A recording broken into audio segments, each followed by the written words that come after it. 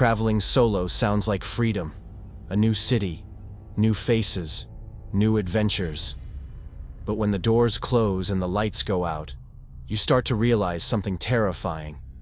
You don't know who's sleeping next to you, or what they're really here for.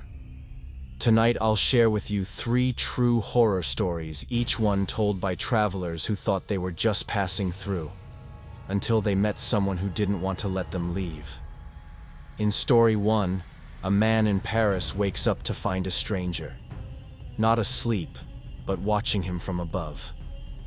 In story 2, a solo backpacker in Rome comes face to face with 2 brothers who aren't travelers at all, and may have planned something far worse than just a prank.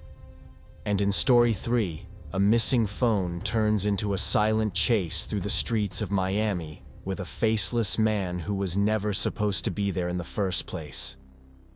These aren't ghost stories. They're true encounters, and they all have one thing in common: a single moment where something felt off. And the decision to trust that feeling is what made the difference. So turn off the lights, put on your headphones, and remember, you might be traveling alone, but that doesn't mean you're not being followed. Story 1. The disturbing man in the dorm room. I've never liked hostels. There's something about sharing a room with strangers. People who walk into your life for a night or two, then disappear without a trace. You never really know who's sleeping just a few feet away from you. But sometimes when you're traveling solo, you don't have a choice. A few years ago, I flew to Paris to meet up with a girl I'd connected with on a dating app. Flights were already expensive and my budget didn't allow for hotels, so I booked a cheap little hostel in a quiet alley near the Montmartre district.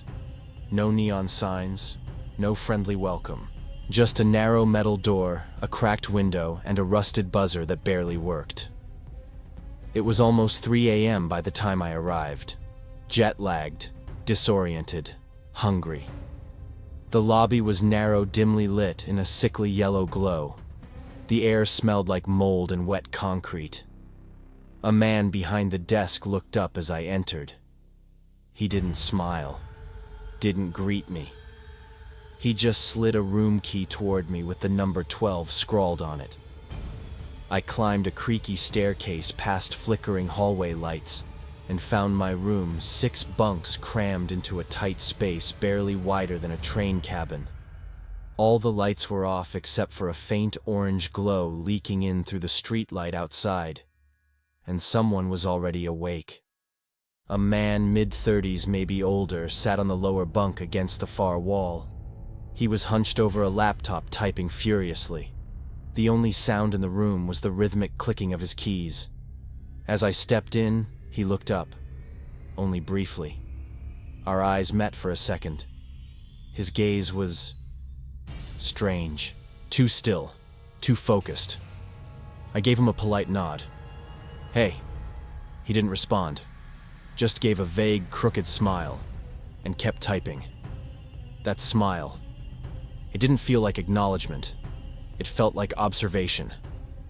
I quietly unpacked my things, climbed into an upper bunk, and tried to sleep. But even with my eyes closed, I could feel him. Still sitting there. Still typing. Click. Click. Click. I must have dozed off at some point because the next thing I remember was waking up just before dawn. The room was silent. Pitch black. No keyboard sounds. No breathing. Just an oppressive, heavy stillness. I sat up, glancing around. All the beds. Empty. Even his. I figured everyone must have left early or moved rooms. But something felt wrong. The kind of wrong that makes the back of your neck itch. Then, the bed trembled. A faint metal creak, slow and deliberate, like someone shifting above me. I looked up and froze. A head was hanging upside down over the edge of the top bunk, hair dangling. A face staring directly into mine, wide-eyed, grinning, motionless. Not just watching, studying. His eyes gleamed in the dark like twin reflections in glass. His smile was stretched too wide, crooked and tense, like a puppet forced into joy. My breath caught in my throat. I couldn't move. Then I heard it. Click. A camera shutter. He was taking pictures of me, of my reaction, of my fear. Click. I screamed, grabbed my pillow and hurled it upward. He didn't flinch, just laughed.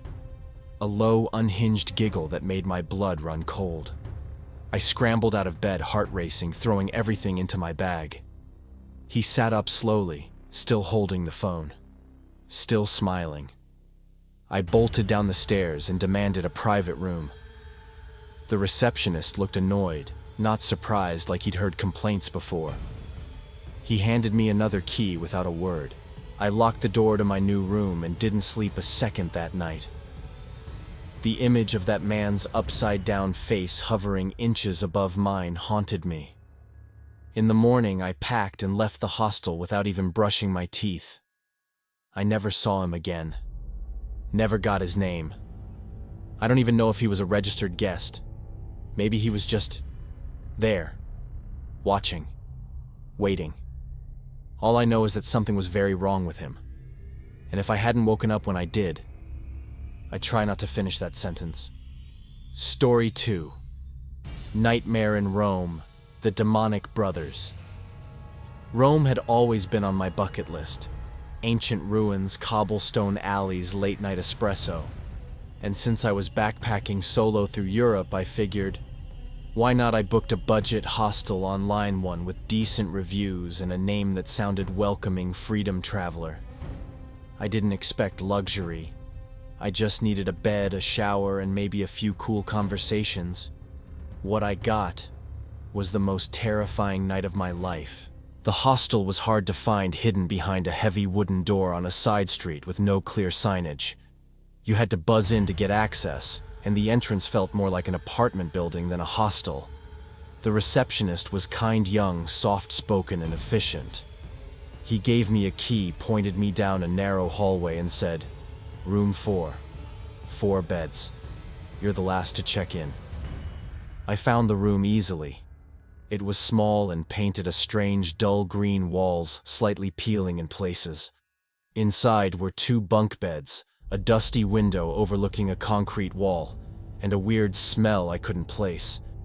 2 of the beds were already claimed. Lying on one, casually tossing a tennis ball against the wall, was a man who introduced himself as Marco. Sitting cross-legged on the floor next to him was Lucio, his brother. Both Italian, both in their late 20s, both with the kind of build you associate with someone who could throw you through a wall. But it wasn't their size that made me nervous. It was their eyes, intense, calculating, and their smiles, thin, knowing, and never quite reaching their eyes.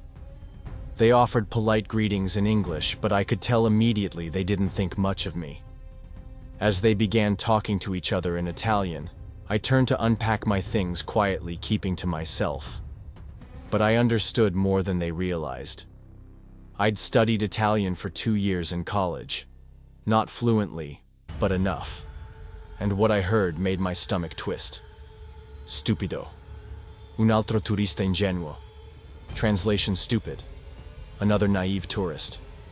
I pretended I didn't hear, didn't understand. But from that point on, I stayed on high alert. That night, I went out to explore the city. The Colosseum lit up at dusk. A quiet dinner near Trevi Fountain. But the whole time, I couldn't shake this creeping unease, like I was being watched, followed. Back at the hostel, I returned to the room just past midnight. The brothers were still awake, whispering and laughing to themselves. Marco turned to me and smiled. "Sleep well, my friend," he said. It didn't feel like a wish. It felt like a warning. I climbed into my bunk and pulled the sheet over my head. Somehow, despite the tension, I drifted off. Until... knock knock. A soft tapping woke me. I opened my eyes. It was still dark, maybe 3 or 4 a.m. And standing next to my bed was Lucio. He wasn't smiling anymore. In his hand was a white cloth soaked, damp, dripping slightly. The smell hit me instantly. Chemicals. Something sharp. Strong. Wrong. He reached toward my face, pressing the cloth downward. Panic hit me like lightning. I screamed louder than I've ever screamed in my life. I kicked with both legs, catching him in the ribs. He stumbled back, knocking over a chair. Marco jumped up from the other bunk, but it was too late. The whole room was chaos, lights flicking on from the hallway, footsteps pounding. I ran for the door, bare feet slapping the tile. Down the corridor, straight to the front desk. The receptionist looked stunned. I told him everything in one breathless, panicked burst. He pulled up the records, checking the names. Then his face went pale. Marco and Lucio. They never checked in, he whispered. We checked the room minutes later. Both beds were empty. Sheets left in a heap. The brothers were gone. No IDs, no luggage, no trace. The only thing they left behind was the cloth. Still damp. Still reeking of something vile. I left the hostel the next morning. Didn't wait for breakfast. Didn't look back. Even now, years later, when I check into a hostel, I don't sleep the first night. I watch. I listen. Because I know now sometimes the people you're locked in a room with aren't really travelers. They're predators. And sometimes they work in pairs. Story 3. The Shadow That Followed. Chase in Miami. Traveling solo can be liberating. New cities, new faces. You move at your own pace. No one to answer to. But there's something people don't talk about. When you're alone, no one's watching your back. It was December in Miami Beach. Art Basel Week.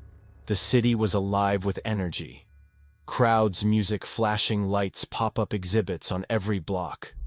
I was there to escape the cold. No real plans. Just sun art and maybe a few new friends. Hotels and Airbnbs were way out of budget, so I booked a dorm bed at a place called Bikini Hostel, a bright pink building tucked behind a liquor store. It had good reviews. Loud, busy, but cheap. Exactly what I thought I needed. I checked into a mixed dorm, 6 beds, 5 guys, and me. But I wasn't too worried. I've traveled solo plenty of times. I'm cautious, but I don't scare easily. That first night went by fine. Met a few people in the lounge, drank a little, laughed a little, slept like a rock. But things changed the next morning. I woke up and reached for my phone on the charger next to my bed. Gone. I searched everywhere, under the mattress, inside my locker, even the bathroom. Nothing. I asked my roommates. Most of them were still half asleep, groggy. They all denied seeing it. One guy, tall, pale, maybe early 40s, didn't say anything. He just watched me with this strange, blank expression, like he found the whole thing amusing. I borrowed someone's phone and used Find My iPhone. It pinged from somewhere inside the hostel. That's when the unease set in, because whoever took it hadn't left. I couldn't prove anything, so I just stayed alert. Tried to enjoy the day. Met up with a local friend for lunch. But I couldn't shake this feeling, like I was being watched. At one point, I looked back while crossing the street, and there he was, that same guy from my room, standing by a palm tree, staring, not moving, not pretending to be on his phone, just watching. I didn't want to cause a scene, so I texted my friend and we rerouted to a crowded cafe. He didn't follow us in.